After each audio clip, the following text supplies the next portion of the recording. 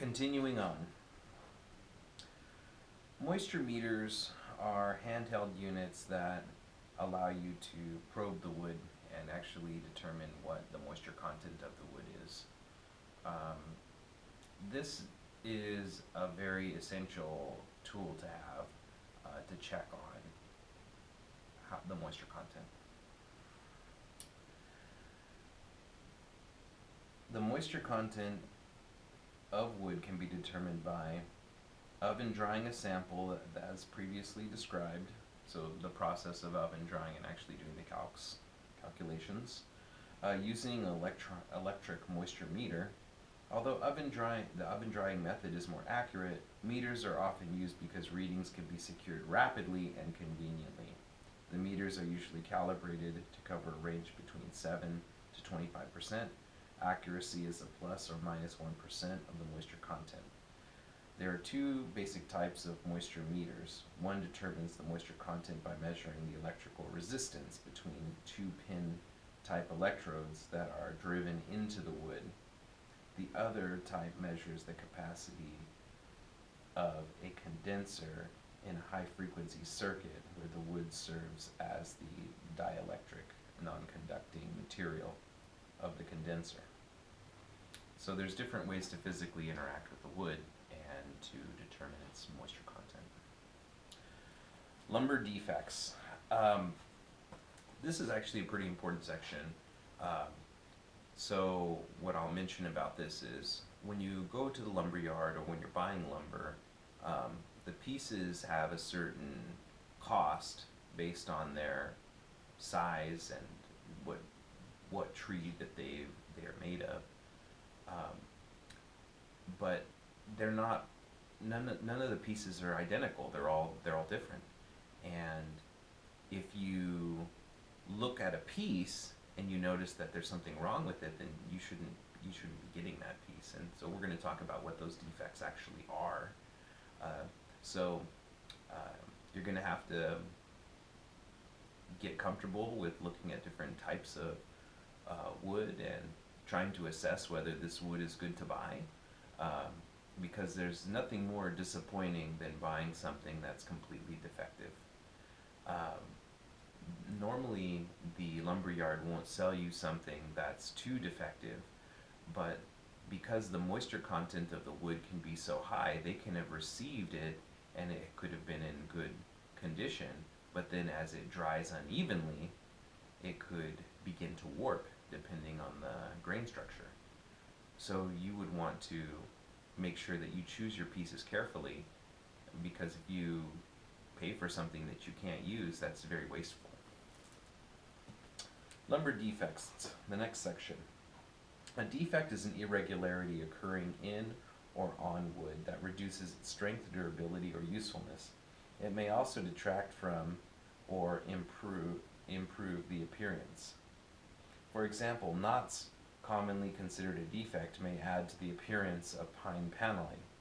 An imperfection that impairs only the appearance of wood is called a blemish.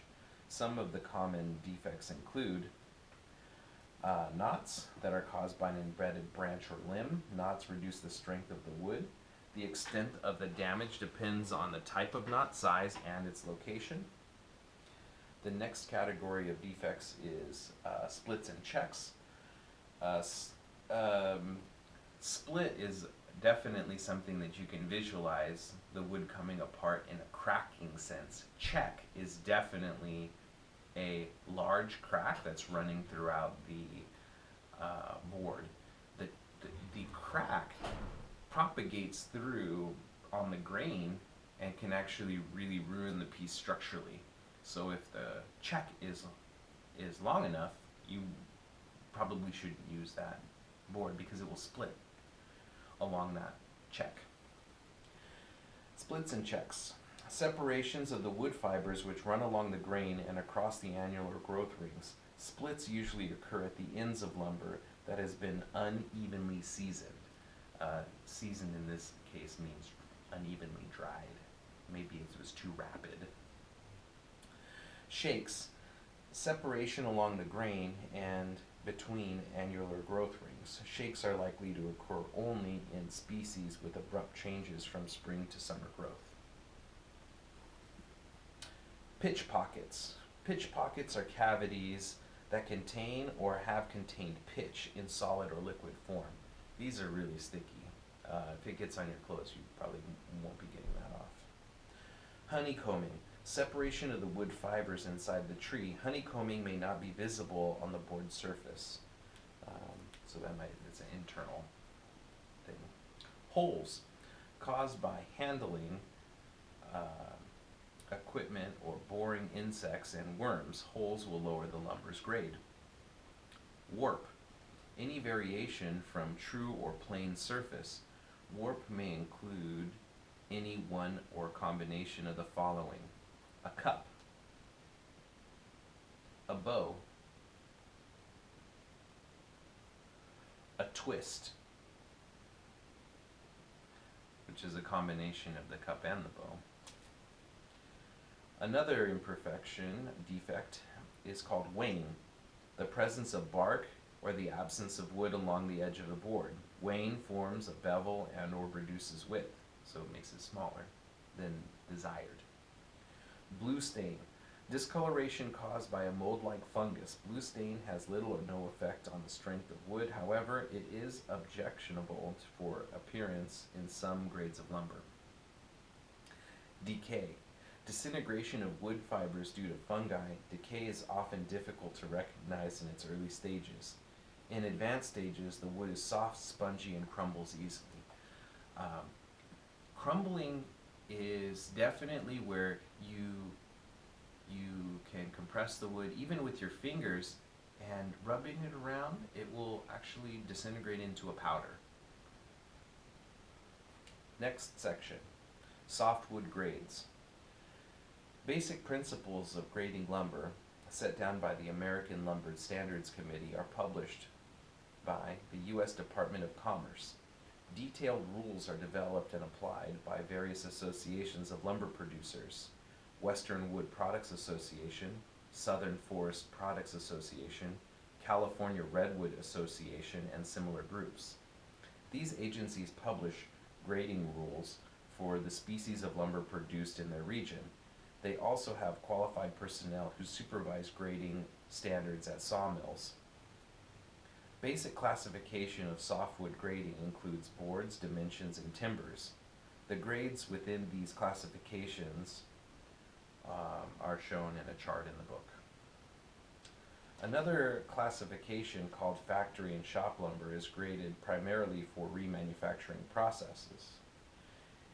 It is used by millwork plants in the fabrication of windows, doors, molding, and other trim items. The carpenter must understand the quality of construction does not require all lumber be the best grade.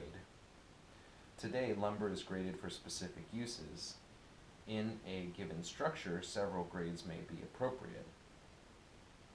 That is to say, specifically, in the house or building structure that you're creating, you use different grades of lumber for different components. It would be inappropriate to use the most expensive wood for every application in the house. It's too large for that to be economical.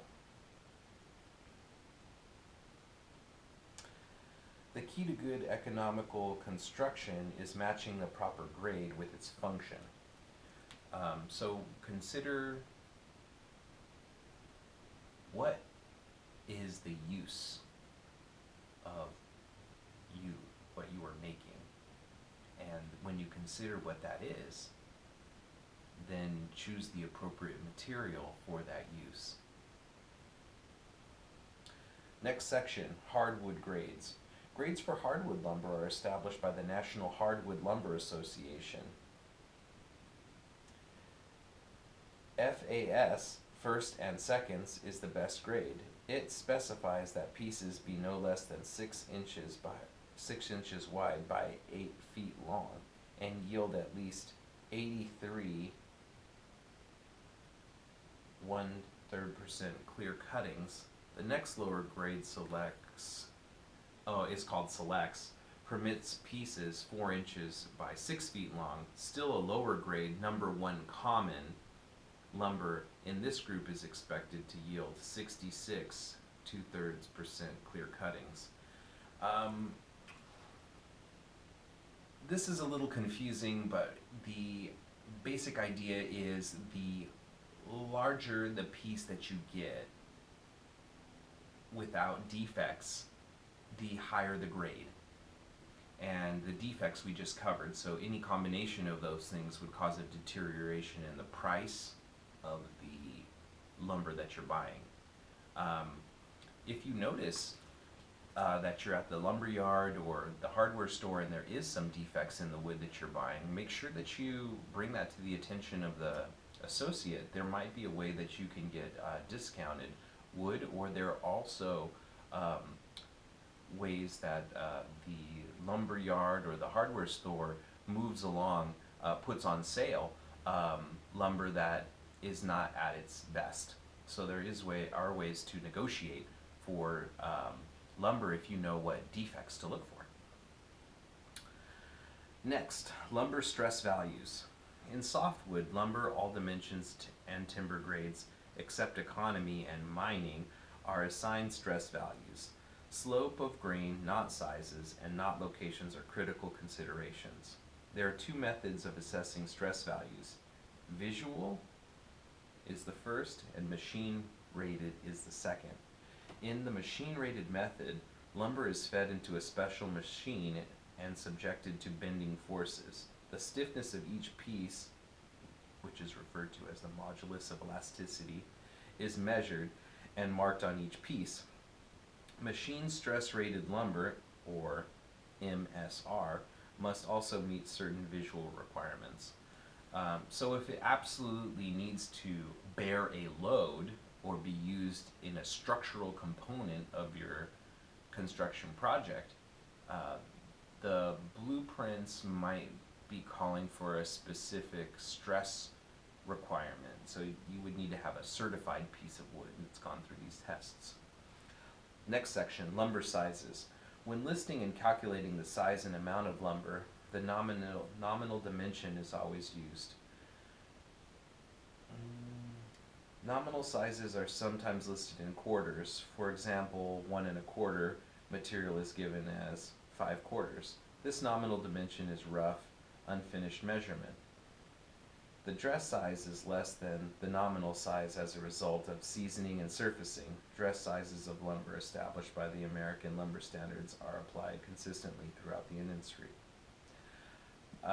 So you will be buying a piece of lumber, and specifically it will not be the exact size due to the milling practices and the shrinkage of the drying process, but it will still be referred to as 2x4. For instance, a 2x4, the most basic of lumber used in construction projects, is not 2 inches by 4 inches. We just refer to that as 2 inches by 4 inches. It's actually 1.5 inches by 3 1/4.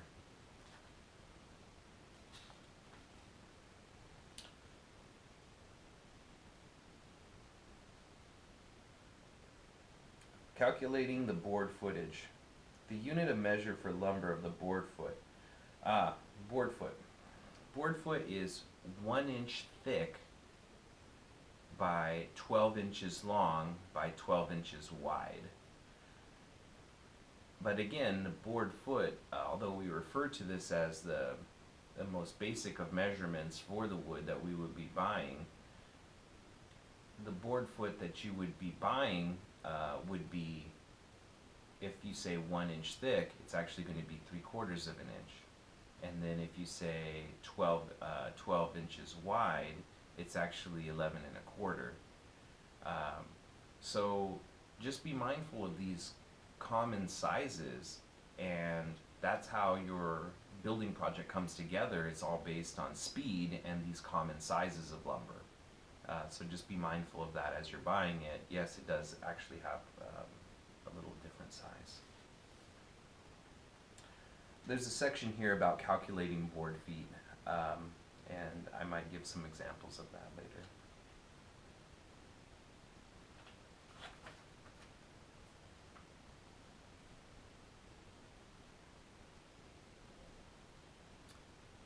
Panel materials is the next section. Wood panels for construction are manufactured in several different ways. As plywood, where thin sheets are laminated to various thicknesses, as composite plywood, where veneer faces are bonded to different kinds of wood cores, and next, as non-veneered panels, including wafer board, particle board, and oriented strand board. The first area here is plywood. Now, plywood is what we used to create the toolbox. The plywood has many different layers, and those layers are on top of each other. They stack on top of each other and they form a matrix. That matrix really strengthens the wood because it doesn't have the weakness of a single grain direction. So let's jump into the plywood right here. Plywood is constructed by gluing together a number of layers, in parentheses, plies, of wood with the grain direction turned at right angles in each successive layer. An odd number, 3, 5, or 7 of plies are used so that they will be balanced on either side of a center core, so that the grain of the outside layers will run the same direction. The outer plies are called faces, or face and back. The next layer under these are called crossbands, and the other inside layers or layers are called the core. A thin plywood panel made of 3 layers consists of 2 faces and a core. There are 2 basic types of plywood. Exterior plywood is the first. It's bonded with waterproof glues. It can be used for siding, concrete forms, and other construction where it will be exposed to weather or excessive moisture. The second type is interior plywood, may be manufactured with either interior or exterior glue. Today, exterior glue